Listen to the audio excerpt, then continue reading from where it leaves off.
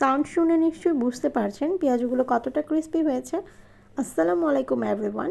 বাটাবাটির ঝামেলা ছাড়া কিছু টিপস ফলো করে খুব সহজে মাত্র 10 মিনিটে এই পেঁয়াজগুলো তৈরি করে নেওয়া যায়। হোটেলের পেঁয়াজগুলোর মতো এই পেঁয়াজগুলো সারাদিন ক্রিস্পি থাকবে। কিছু ইম্পর্ট্যান্ট টিপস সহ মুচমুচে পেঁয়াজ তৈরি করে দেখাবো। চলুন চলে যাচ্ছি রেসিপিতে। প্রথমে ডাল ভিজিয়ে নিব। রাতে ডাল ভেজাতে ভুলে গেলে এই প্রসেসটা ফলো করবেন। এখানে 1 কাপ মসুর ডাল নিয়েছি। এখানে অন্য কোনো ডাল ইউজ করিনি। এই ডালের ভেতর কুসুম গরম পানি দিয়ে দিচ্ছি। গরম পানিটা একটু বেশি পরিমাণে দিয়েছি। এরপর এর ভেতর 1 টিস্পুন বেকিং সোডা দিয়ে দিচ্ছি। এখানে কিন্তু বেকিং পাউডার না, বেকিং সোডাটাই দিতে হবে। গরম পানি আর বেকিং সোডা ইউজ করার জন্য ডাল তাড়াতাড়ি ভিজে যাবে আর ফুলে উঠবে। ডালটাকে ভিজিয়ে রাখছি মিনিমাম 1 ঘন্টার জন্য। একটি মিক্সিং বোলে 2 কাপ পেঁয়াজ কুচি নিয়েছি। পেঁয়াজুতে পেঁয়াজ বেশি না হলে ভালো লাগে না, এজন্য পেঁয়াজ একটু বেশি নিয়েছি। তারপর এখানে 1/2 টিস্পুন লবণ দিয়ে দিচ্ছি, 1/2 টিস্পুন মরিচের গুঁড়া দিয়ে দিচ্ছি। তারপর এখানে অ্যাড করে দিচ্ছি 1/2 টিস্পুন হলুদের গুঁড়া। আর এখানে দিয়ে দিচ্ছি 1/2 টিস্পুন গরম মশলা গুঁড়া। তারপর এখানে 7 থেকে 8টা কাঁচামরিচ কুচি দিয়ে দিচ্ছি। সবগুলো উপকরণ একসাথে হালকাভাবে মেখে নিচ্ছি। এই ভিজিয়ে রাখা ডালগুলোকে একটু প্রেস করে করে মেখে নিচ্ছি। এখানে একটু প্রেস করে মাখতে হবে, হালকা করে মাখলে হবে না। ডালটা ভালোভাবে মেখে নেওয়ার পর আগে যে পেঁয়াজটা মেখে রেখেছিলাম এর ভেতর ডালটা অ্যাড করে দিচ্ছি।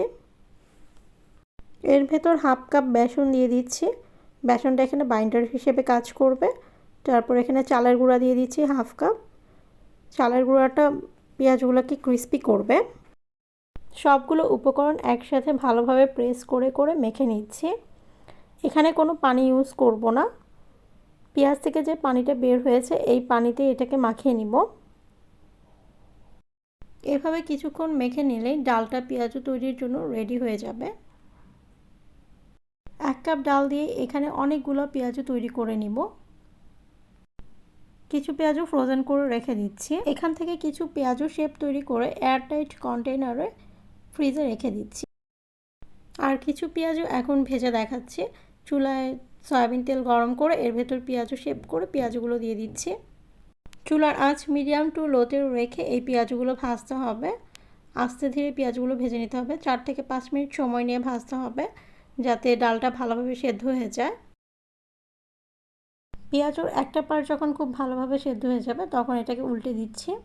আর কালারটাও চেঞ্জ হয়েছে। পেঁয়াজুর 2টা পাশে এমন হালকা লালচে কালার করে ভেজে নেব।